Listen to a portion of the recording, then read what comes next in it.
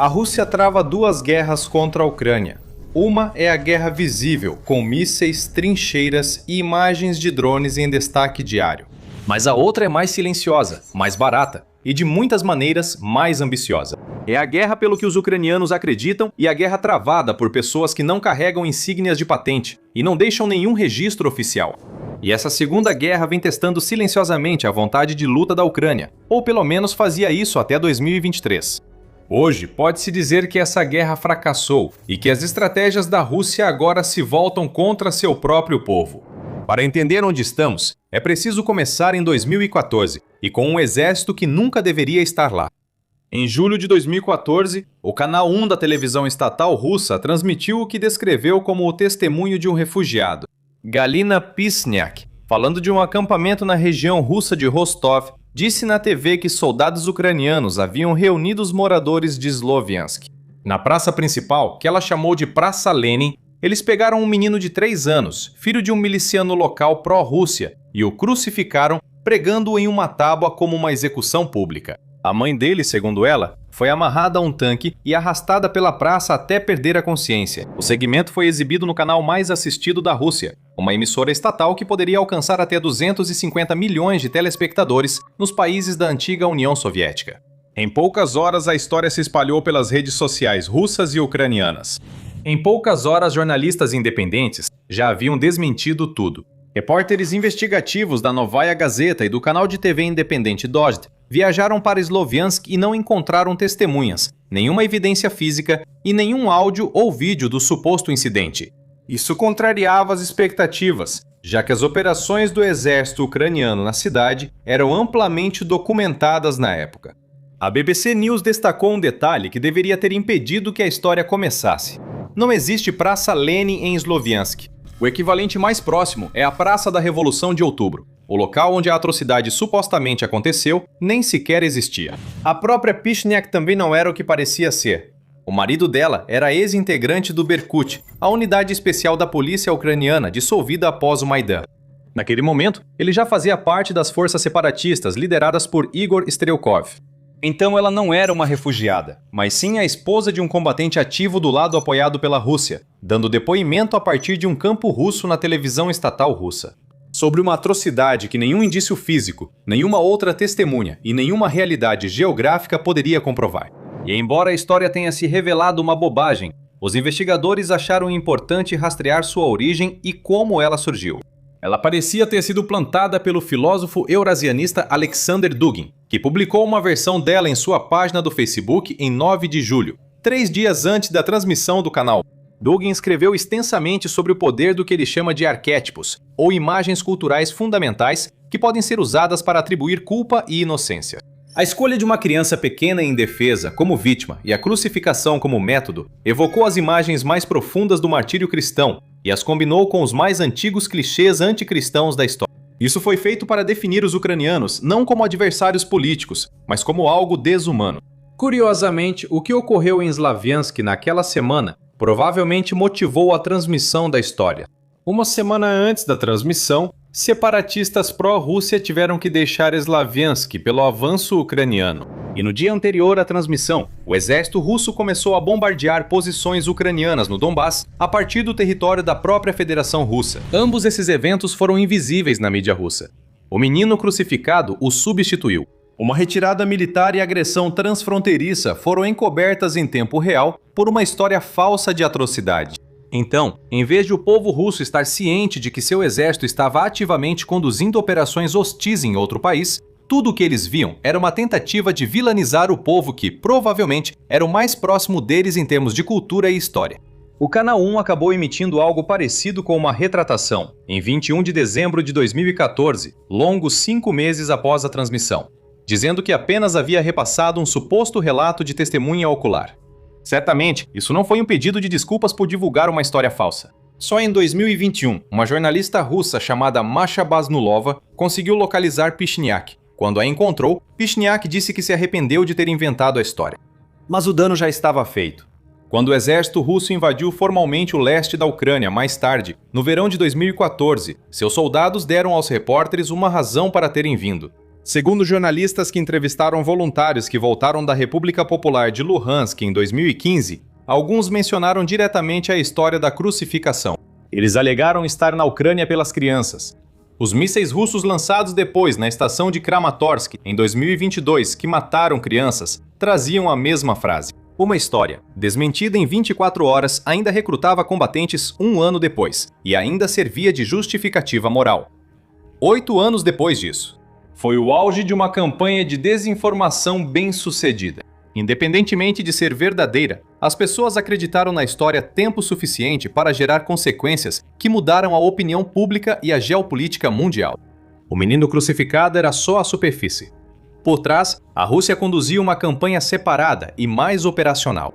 A partir de 2014, como parte da agressão híbrida mais ampla que acompanhou a tomada da Crimeia e a revolta fabricada em Donbass, os serviços de inteligência russos, principalmente o FSB e o GRU, construíram e ativaram redes de agentes em todo o sul e leste da Ucrânia. O objetivo era desestabilizar a Ucrânia, provocando conflitos interregionais e interétnicos, fortalecendo forças separatistas e eliminando estruturas de segurança. Em última análise, as medidas preparariam o terreno para um colapso político, que tornaria a intervenção militar desnecessária ou extremamente fácil. É parcialmente o que já havia acontecido com a anexação da Crimeia no início de 2014 e o que deveria ter acontecido com Kiev em fevereiro de 2022. Pesquisas publicadas no periódico Parameters do Colégio de Guerra do Exército dos Estados Unidos sugeriram que unidades Spetsnaz do GRU provavelmente já estavam operando no leste da Ucrânia, já em meados de março de 2014, cerca de um mês antes da rebelião no Donbass ganhar grandes proporções. A unidade de mais de 50 militantes que cruzou a fronteira e tomou prédios da Polícia e da Segurança em Sloviansk e Kramatorsk em 12 de abril de 2014 não usava insígnias e era comandada pelo coronel do FSB Igor Girkin, conhecido pelo seu codinome Strelkov. Análises ocidentais também detectaram a presença de pessoal da unidade 29.155 do GRU em fevereiro de 2022, dias antes da operação militar especial. A unidade foi depois responsabilizada pelos envenenamentos em Salisbury, explosões em depósitos de armas no leste europeu e tentativas de desestabilização política. Os distúrbios de 2014 em Odessa, que terminaram no incêndio do prédio do sindicato e causaram 48 mortes, foram descritos pelo Serviço de Segurança da Ucrânia como resultado de interferência estrangeira, especialmente de grupos da Transnistria, região controlada pela Rússia na Moldávia, em colaboração com redes financiadas pela Rússia. Então, na Ucrânia, a Rússia tinha uma operação secreta com alcance, orçamento e anos de preparação por trás dela. E por um tempo funcionou. O Donbass foi incendiado. As forças de segurança ucranianas ficaram atordoadas no início, presas entre uma ameaça militar convencional e uma insurgência que confundia descontentamento local com operação russa. Mas a máquina tinha uma falha fundamental, que só foi descoberta por uma investigação da Reuters sobre a rede secreta do FSB na Ucrânia.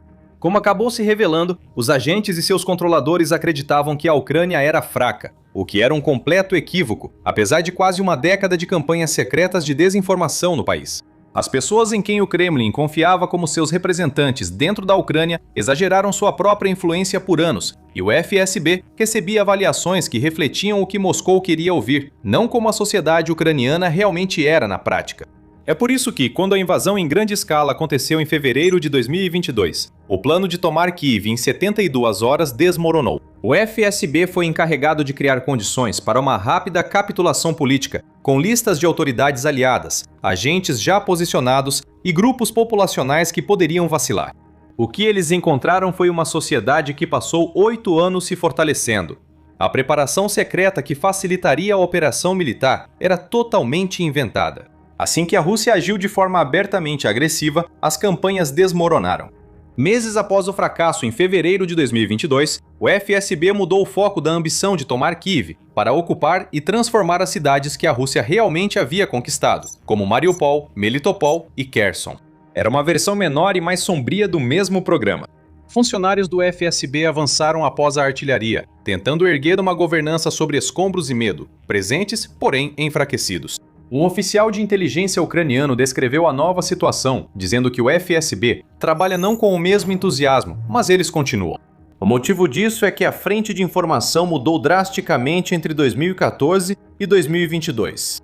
Em meados de maio de 2026, Andriy Yusov, que era o representante de comunicações estratégicas da Inteligência de Defesa da Ucrânia, ou HUR, apareceu no palco do Fórum de Mídia de Lviv. A avaliação dele sobre a Rússia era de que a penetração de notícias falsas russas no espaço informacional ucraniano e também no europeu se tornou muito menor do que era em 2014. Ele continuou dizendo: "Agora existe uma reflexão crítica maior. Muita coisa simplesmente não chega às pessoas. Ou chega e não pega." A reação foi: "Isso é um absurdo. Por que eu responderia isso?" Isso é algo marcante para um oficial de inteligência em serviço dizer. O inimigo parou de tentar. Mas as tentativas já não atingem mais a consciência dos alvos pretendidos. A sociedade ucraniana, após 12 anos de agressão híbrida e 4 anos de guerra em larga escala, desenvolveu um olhar crítico para a propaganda russa, rejeitando completamente as alegações russas. Então, o que um aparato de propaganda faz quando seu alvo principal se torna imune?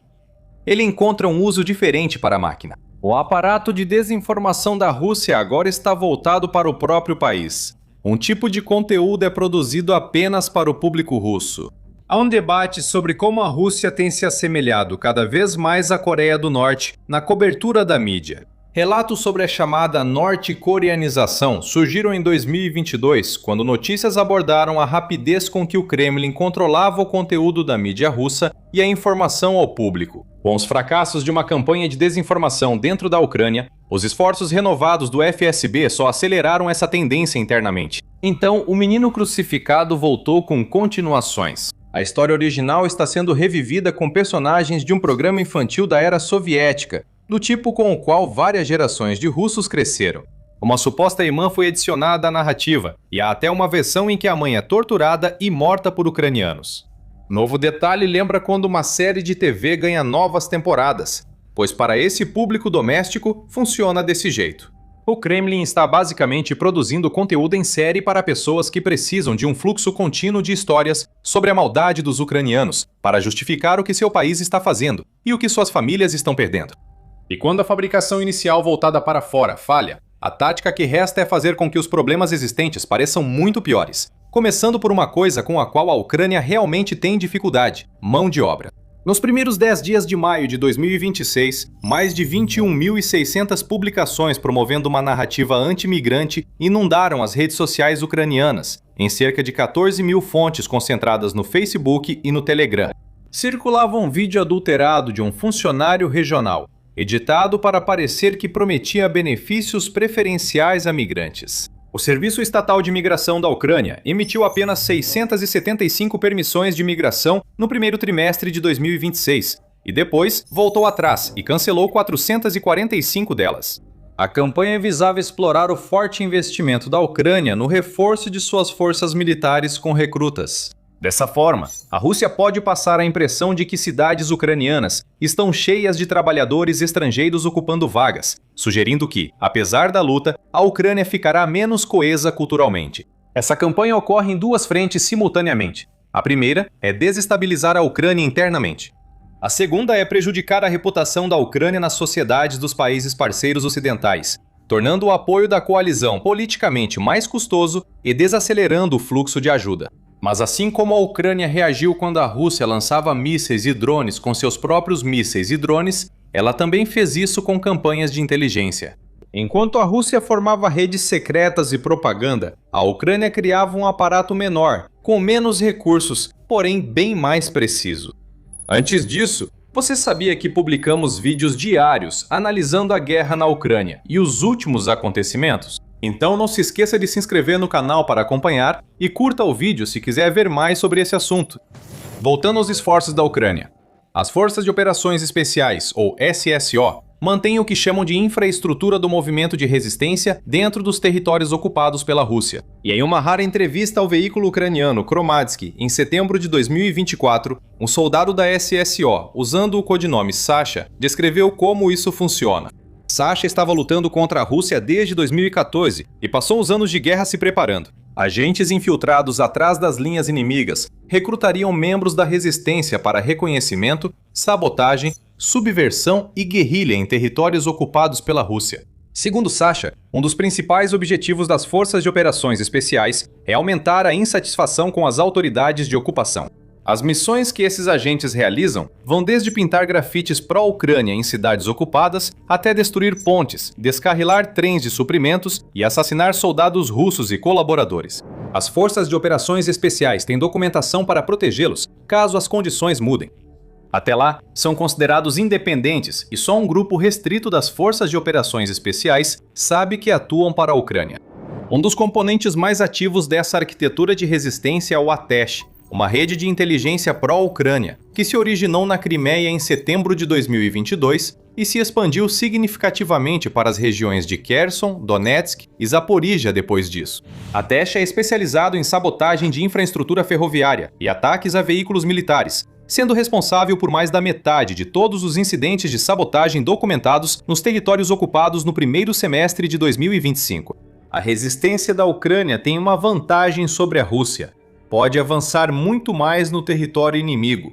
Enquanto a Rússia supostamente usa redes sociais para operações secretas, a Ucrânia contrabandeou drones, levando a famosa Operação Teia de Aranha. Ela usou 117 drones FPV escondidos dentro de estruturas pré-fabricadas de madeira, que pareciam casas modulares, carregadas em caminhões comerciais comuns. Um cidadão ucraniano mudou-se para Chelyabinsk em outubro de 2024 e abriu uma empresa de transporte. Em dezembro, comprou vários caminhões. Nos meses seguintes, a operação posicionou silenciosamente sua carga em 5 bases aéreas, 5 oblastes, abrangendo 4.000 quilômetros desde a região de Murmansk, na costa do Ártico, até Irkutsk, na Sibéria, bem além dos Montes Urais. E em junho de 2025, esses drones começaram a surgir para causar o máximo de dano possível. Os alvos foram as bases aéreas Alionia, Diaghilevo, Ivanovo, Severny, Belaya e Ukranka. As aeronaves destruídas ou severamente danificadas incluíam 2 bombardeiros estratégicos 95M, 2 aviões de ataque de longo alcance 22, M3, e pelo menos um jato de alerta aéreo antecipado, A-50. E são extremamente raros e não são mais fabricados. Autoridades ucranianas disseram que 41 aeronaves foram destruídas ou danificadas. Fontes abertas estimaram o prejuízo russo em cerca de 7 bilhões de dólares. Blogueiros militares russos chamaram isso de Pearl Harbor da Rússia. A comparação é crucial, pois desfez a ideia de que a Rússia poderia usar o Extremo Oriente para proteger seus ativos principais. As autoridades russas tiveram que militarizar em massa os preparativos do desfile do Dia da Vitória em Moscou, em maio de 2026. A lista de convidados caiu para o menor nível em décadas, com poucos chefes de Estado presentes. O Kremlin optou por exibir equipamentos militares em vídeo, temendo que tanques fossem destruídos pela Ucrânia no centro de Moscou, em vez de realizar um desfile. A operação também foi uma demonstração de que o aparato secreto da Ucrânia se tornou tecnicamente sofisticado o suficiente para manter uma cadeia logística de 18 meses dentro de território hostil, sem ser detectado. O mesmo FSB, que tinha a tarefa de preparar a Ucrânia para a ocupação russa, não conseguiu detectar uma rede de infiltração de 117 drones operando dentro da Rússia por 1 ano e meio. Veja o que esse fracasso custa à Rússia e por que a propaganda precisa se esforçar mais agora. A economia russa iniciou a guerra com receitas de energia, reservas acumuladas e capacidade de travar um conflito curto antes de pagar o preço. A conta agora está atrasada. De acordo com uma análise da Stiftung Wissenschaft und Politik, um instituto alemão de pesquisa em políticas públicas, o aumento do PIB da Rússia, impulsionado pelos enormes gastos com defesa, estagnou em 2024, enquanto a inflação permaneceu. A Rússia implementou um aumento no imposto sobre valor agregado de 20% para 22% a partir de janeiro de 2026, com o objetivo de recuperar parte do financiamento do governo a partir da própria economia russa. Enquanto isso, o país gasta 40% do orçamento com forças armadas e defesa nacional, e até precisou cortar o orçamento de 2026 por falta de recursos. A capacidade de exportação de armas da Rússia também entrou em colapso. As exportações caíram 92% entre 2021 e 2024, de acordo com a análise da Fundação Jamestown, já que a produção foi direcionada para o consumo interno de guerra e as sanções ocidentais restringiram o acesso a componentes. Países que compravam equipamentos russos agora buscam alternativas. A Rússia fabrica armas para si, mas ainda parecem insuficientes. A Rússia precisa manter a ilusão de vitória na guerra, sustentada pela mesma máquina de propaganda ativa há 4 anos. Com a Rússia perdendo recursos, o FSB precisa atuar em tempo integral. Yusov afirmou abertamente que até mesmo para o FSB está claro que os ucranianos e a mídia ocidental sabem que o que a Rússia exibe não é a verdade. Mas ela precisa tentar, e quanto mais faz, mais se parece com a Coreia do Norte. Os esforços do FSB podem ser superficiais para quem mais importa na guerra, os soldados da linha de frente. Nas linhas de frente, a Ucrânia passou a travar uma guerra psicológica eficaz. O projeto Quero Viver, gerido pelo Quartel-General Ucraniano para tratamento de prisioneiros de guerra, em parceria com o Ministério da Defesa e Inteligência Militar, oferece aos soldados russos um caminho para se renderem, conforme as convenções de Genebra. O serviço funciona por meio de uma linha direta de 24 horas, um site em russo e um chatbot no Telegram. Ele já recebeu dezenas de milhões de visitas, a grande maioria delas vindas de dentro da Rússia. Moscou bloqueou o acesso várias vezes, mas esses bloqueios continuam sendo contornados. Um serviço complementar, Quero Encontrar, permite que famílias russas rastreiem parentes mortos ou capturados na Ucrânia. São equipes relativamente pequenas, alcançando milhões de pessoas. Eles estão entre as poucas operações de informação ucranianas que realmente penetraram no espaço de informação russo. O fato de a Rússia sempre tentar bloqueá-los prova isso. Então, onde isso nos deixa? Em 2022, grande parte da sociedade ucraniana e muitos observadores ocidentais realmente acreditavam que os russos simplesmente não sabiam a verdade, que o vídeo certo, a ligação certa, a prova certa chegaria até eles e algo mudaria. Após anos, fica claro que há um limite para combater desinformação com informação, especialmente quando a desinformação existe há décadas. Assim, a Ucrânia não precisa mais tentar converter os russos. A campanha Quero Viver ajuda, mas no fim, busca apenas suavizar a linha de frente russa. O foco da guerra de informação é preservar a credibilidade perante quem realmente importa. Para a Ucrânia, essas pessoas representam o resto do mundo, pois se ela seguir sendo confiável, o público seguirá apoiando-a. Mas para a Rússia, isso passou a ser a própria população, porque 4 anos de guerra a deixaram como um pária geopolítico. Mesmo assim, pode não bastar, pois o Kremlin está perdendo lentamente o Extremo Oriente, uma de suas maiores regiões. Para saber mais, assista ao vídeo e inscreva-se no The Military Show para notícias diárias de geopolítica.